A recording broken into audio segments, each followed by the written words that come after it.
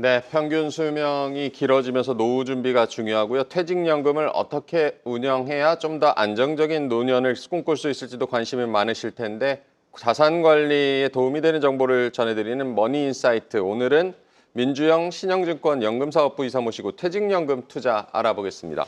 어서 오십시오. 네, 안녕하십니까. 반갑습니다, 이사님.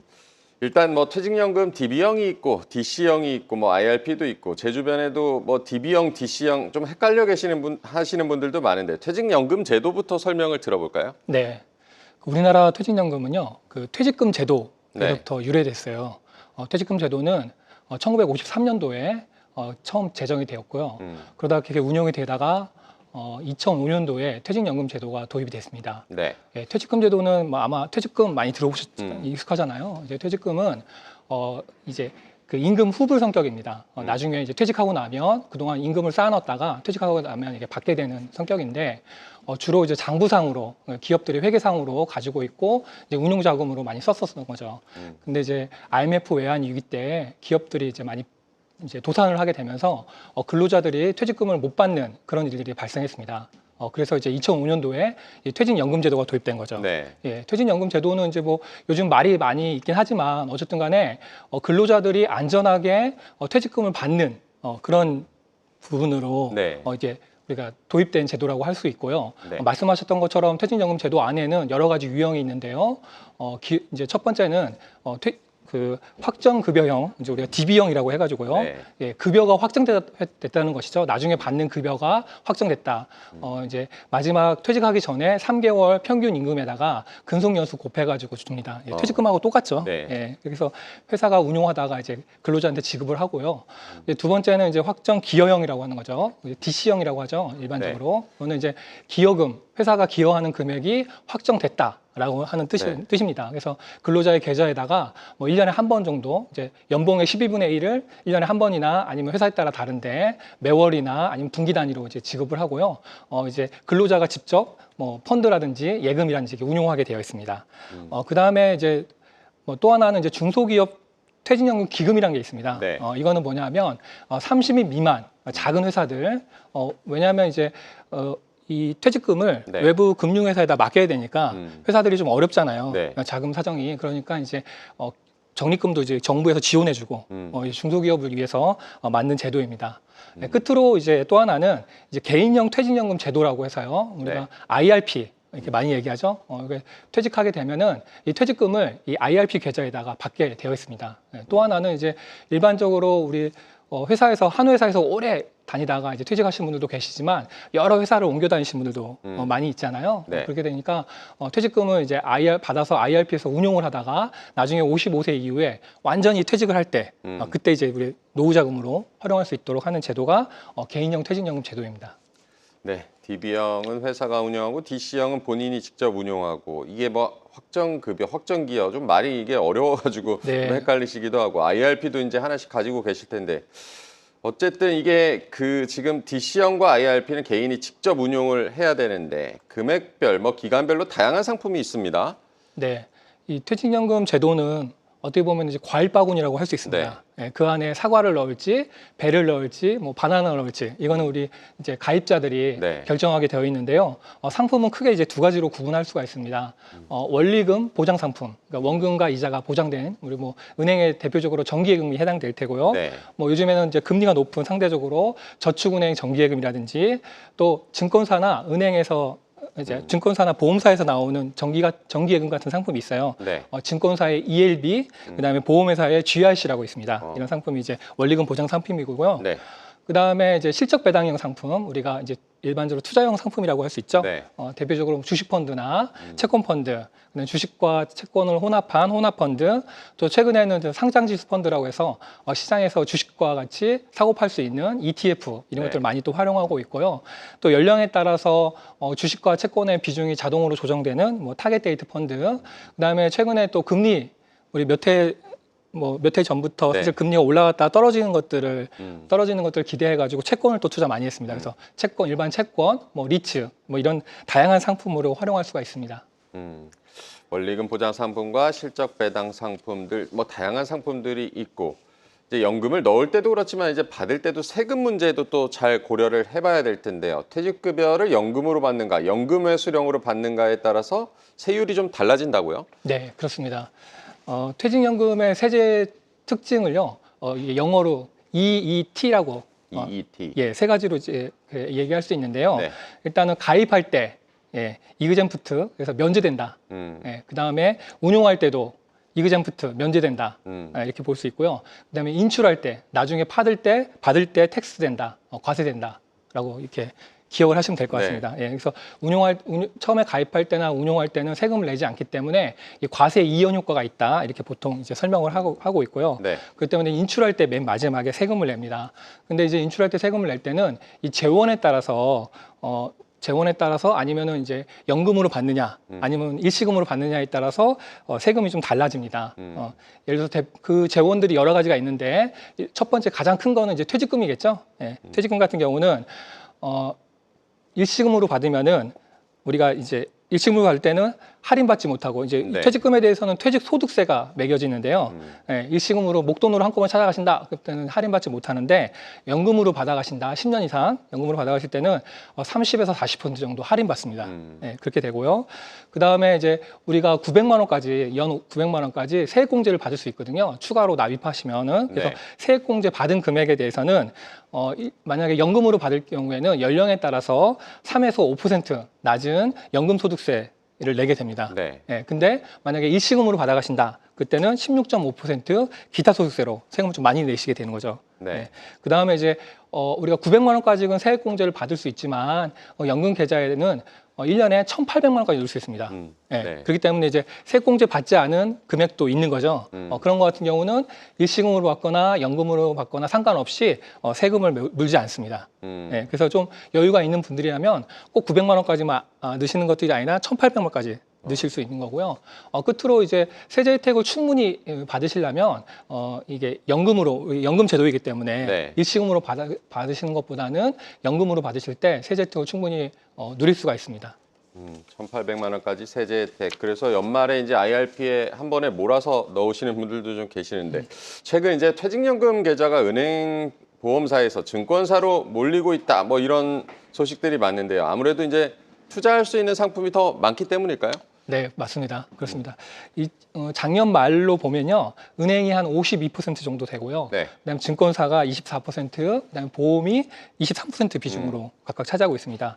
최근 흐름을 보면 말씀하신 것처럼 은행이나 아니면 보험사에서 증권사로 이제 이동하고 있는데 네. 무엇보다도 이제 DB 회사가 운용하는 자금에서 DC로 많이 제도 변경이 이루어지고 있고, 네. 그 다음에 우리 베이비붐 세대분들이 또 퇴직을 많이 하시게 되면서 그 IRP 자금들이 많이 늘어나고 있습니다. 그러다 보니까 회사가 운용하는 것보다 각각 개인들이 운용하는 그런 퇴직연금 제도들이 많이 커져가고 있다 보니까 그러면서 또 수익률에 대한 관심들이 높습니다. 네. 그러다 보니까 이제 오히려 투자 상품들이 많이 있는 이제 증권사들로 이동하는 부분이 있고요.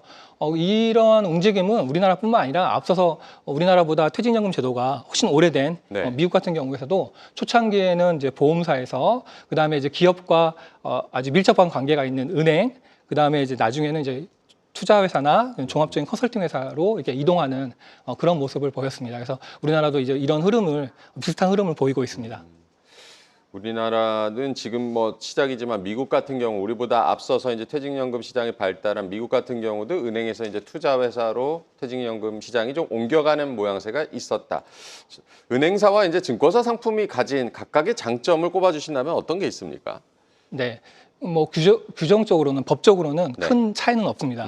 다만 가장 큰 차이는 이제 ETF. 요즘에 네. 이제 우리 젊은 고객 가입자 같은 경우는 실제로 ETF들이 워낙 다양한 상품들이 있으니까 네. 적극적으로 투자하면서 ETF를 활용하고 있는데 증권사에서는 실시간으로 ETF를 활용할 수 있기 때문에 증권사로 이동하는 경우가 많이 있고요.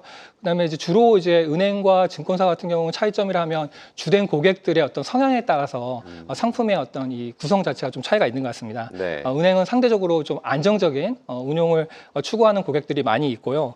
또 대출이라든지 이런 기업과 밀접하다 보니까 일반적인 고객들이 많고 다만 또 하나 은행의 장점이라고 한다면 아무래도 지점망이 많이 있다 보니까 우리가 오프라인으로 쉽게 지점을 이제 갈 수 있는 장점이 있고요. 반대로 증권사 같은 경우는 좀 상대적으로 좀 적극적으로 운영하는 고객들이 좀 많이 있습니다. 가입자가 많고 그러다 보니까 투자 상품을 많이 이제 구비하고 있는 것들이 어떤 장점이라고 할 수 있을 것 같습니다. 네, 증권사에서는 ETF와 같이 이런 실시간으로 투자할 수 있는 장점이 있고 은행은 좀 더 안정적이고 오프라인으로 뭐 컨설팅도 받을 수 있다는 점도 좀 장점으로 봐야 되겠는데요. 어쨌든 자신의 성향에 맞는 상품을 이제 고르는 일이 중요할 테고 이게 뭐 상품을 보다 보면은 위험 정도나 뭐 수익률, 펀드 규모, 상품들이 워낙 이제 제각각 다르기 때문에 어떤 기준을 가지고 저희가 골라보는 게 좋겠습니까? 네, 우선 상품을 이제 정하기 전에 네. 이제 개별 상품보다는 이제 포트폴리오를 구성해서 운영하는 것이 더 중요하다고 네. 말씀드릴 수 있을 것 같습니다.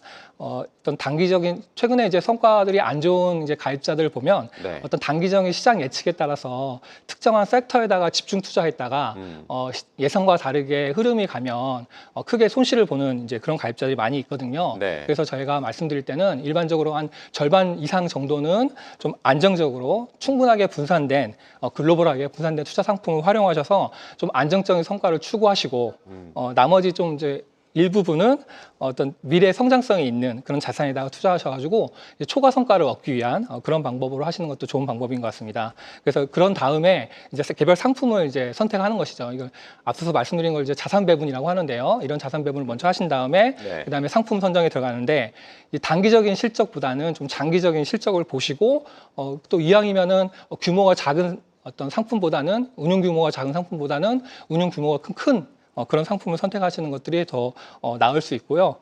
또 무엇보다 중요한 거는 가입한 다음에 이 투자 상품을 내가 가입한 투자 상품이 잘 운용되고 있는지 뭐 이렇게 뉴스라든지 뭐 이런 것들도 챙겨 보시면서 꾸준하게 모니터링 하시고 또 뭐 이제 1년에 한 번 정도씩 이제 꾸준하게 비율들 어떤 이게 가격의 변동에 따라서 뭐 만약 5대5로 했다거나 5대4로 했는데 6대4로 했는데 그 비율들이 변동될 수 있지 않습니까? 그러니까 네. 그런 꾸준하게 1년에 한 번 정도는 다시 이제 비중을 조정해 주는 리밸런싱이라고 하죠. 이제 이런 활동 등을 통해서 하신다면 안정적으로 우수한 수익률을 기대할 수 있을 것 같습니다.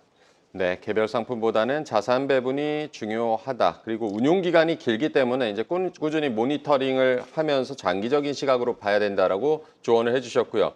기대 수익이 높으면 좋긴 하지만 노후가 달려 있기 때문에 안정성도 이제 중요하다는 말씀을 해주셨고 수익률만 이제 보다 보면은 위험 부담도 있는데 수익률은 어느 정도로 가져가는 게 좋겠습니까? 네.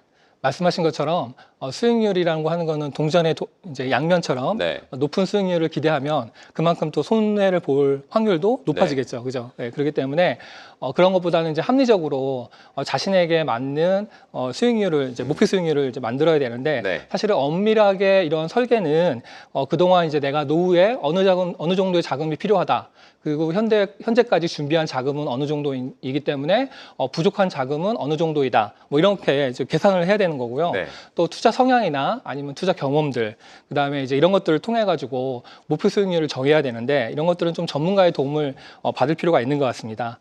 일반적으로는 이제 가장 좀 손쉽게 할 수 있는 거라고 한다면 이 연령에 따라서 한번 이제 생각해 볼 수 있을 것 같아요. 네. 젊었을 때는 앞으로 뭐 퇴직이 뭐 10년, 20년 남았다. 이럴 경우에는 좀 높게 목표 수익률을 잡아서 효율적으로 운용할 필요가 있고요. 왜냐하면은 이제 아직 젊기 때문에 설사 손실이 나더라도 네. 원금을 충분히 회복할 수 있는 기간이 있고, 다만 이제 은퇴와 가까워진다면 반대로 안정적으로 목표 수익률을 좀 낮게 잡고 안정적으로 운영하셔야겠죠. 왜냐하면 자칫 손실을 보는데 다시 회복할 수 있는 기간이 충분치 않기 때문에 그때는 이제 반대로 이제 보수적으로 운영할 필요가 있는 것 같습니다. 사실 잘 모르겠다라고 하신다면 네. 연령에 따라서 이 목표 수익률과 그다음에 자산 배분이 자동으로 이루어지는 그런 펀드가 있습니다. 타겟 데이트 펀드 아마 TDF라고 많이 들어보셨을 텐데요. 네. 이 펀드를 또 활용하시는 것도 좋은 방법인 것 같습니다. 네, 은퇴 시점에 다가갈수록 안정적으로 좀 목표 수익률을 낮출 필요가 있다. TDF 펀드도 좀 예로 들어주셨고요. 우리나라도 그렇지만 이제 전 세계적으로 금리 인하기에 있고 지금 미증시 조정받으면서 안전자산에 대한 관심도 지금 높아지고 있는데요. 지금 상황에서는 이제 어떤 포트폴리오를 가져가라고 조언을 해주시겠습니까? 네. 물론 이제 시장이 좀 변화되고 있는 모습을 보이고 있긴 한데 모든 사람한테 맞는 운용 전략이나 이 포트폴리오는 없다라고 생각합니다. 네. 만약에 이제 퇴직이 얼마 남지 않은 사람들 이제 불과 뭐 1년 이내에 퇴직하신다 이런 분들에게는 최근에 이런 시장 조정이 위험 신호죠.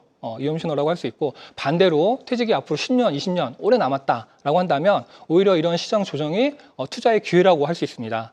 그렇기 때문에 사람에 따라서 이제 우리 상황에 따라서 운용 전략이 달라질 수 있을 것 같습니다. 그렇기 때문에 제가 앞서서 말씀드린 것처럼 기본적으로 적립금에 이렇게 두 가지로 나눈 다음에 한 개는 안정적으로 운용하시고 하나는 초과 성과를 기대하기 위해서 적극적으로 운영하시는데 이 비중을 이런 시장의 큰 흐름에 따라서 네. 약간씩 조정하는 거죠. 뭐 5대 5로 했다가 시장의 상황이 좀 안 좋다라고 한다면 6대 4로 한다든지 이렇게 일부씩 조정하는 거지 크게 막 이렇게 막 움직이는 이런 전략은 이제 맞지 않을 수도 있기 때문에 이렇게 안정적으로 운영하는 방법은 이제 포트폴리오로 운영하는 방법이다. 다시 한번 말씀드리고 싶습니다. 네, 안전자산과 위험자산의 비율을 좀 조정해 가면서 갈 필요가 있다라고 이해하면 되겠고요.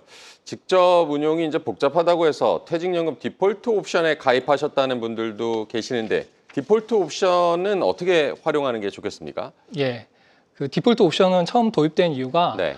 많은 분들이 이제 뭐 정기예금 같이 이제 만기가 있는 상품에 가입을 하셨다가 잊어버리고 운용 주시하지 않고 있으면 이제 대기성 자금으로 남아서 수익률을 이제 낮추는 그런 요인으로 작용을 했습니다. 네. 그래서 이를 방지하고 전반적인 퇴직연금의 수익률을 높이기 위해서 이제 디폴트 옵션이 도입이 되었고요. 네. 또 디폴트 옵션 성격에 또 이제 이렇게 미운용 자산에 대한 방지책과 또 하나는 이제 각각 금융회사들의 대표 상품 이런 성격을 가지고 있습니다. 두 가지 성격을 가지고 있는데 최근에 이제 디폴트 옵션은 이제 많이들 지정하라고 아마들 문자를 많이 받아보실 네. 거예요. 근데 이제 어떤 내용인지 잘 모르시니까 지정하시지 않는 경우들이 많은데 간단하게 뭐 모바일 통해 가지고 자신의 투자 성향에 맞는 디폴트 옵션을 지정해 두시는 게 좋을 것 같습니다. 또 하나는 명칭이 최근에 바뀌었습니다. 뭐 안정형 원리금 보장 상품으로 되어 있는 안정형, 그다음에 이제 원리금 보장 상품, 이게 정기예금하고 뭐 TDF라든지 뭐 이런 상품으로 같이 구성되어 있는 안정 투자형, 중립형, 뭐 적극 투자형 이런 형식으로 이제 이름이 바뀌었는데요. 이런 이제 자신에 맞는 투자 성향에 따라서 디폴트 옵션을 설정하시는 방법이 있고요. 나는 또 적립금 운용을, 퇴직연금 운용을 전혀 모르겠다. 너무 뭐 이렇게 어떤 상품을 할지 고르기도 어렵다라고 네. 한다면 디폴트 옵션을 이제 내가 디폴트 옵션에다가 나의 적립금 넣겠다라고 지정을 하셔서 운용하셔도 좋을 것 같습니다. 왜냐하면 각각의 금융회사들이 디폴트 옵션에 아까 말씀드린 것처럼 대표 상품 성격이 있다고 했잖아요. 네. 그래서 이 각각 금융회사들끼리 디폴트 옵션의 수익률을 경쟁하거든요. 그래서 안에 있는 상품을 수익률을 이제 모니터링하고 네. 상품이 수익률이 안 좋으면 교체도 하고 이렇기 때문에 이제 대표 상품 성격을 가지고 있다는 특징을 또 활용해가지고 잘 모르시는 분들 모르겠다 운용에 대해서 좀 시간이 없다 하신 분들은 디폴트 옵션 상품을 활용해서 운용하시는 것도 좋은 방법인 것 같습니다. 네, 직접 운용하기에 좀 버거우신 분들, 시간이 없으신 분들은 디폴트 옵션도 잘 활용해 보라라고 조언을 해주셨습니다. 오늘 민주영 신영증권 연금사업부 이사와 얘기 나눠봤습니다. 고맙습니다. 네. 계속해서 다양한 경제 이슈를 알고 싶다면 구독과 좋아요, 알림 설정 부탁드립니다. AI 캐스터 권미정이었습니다.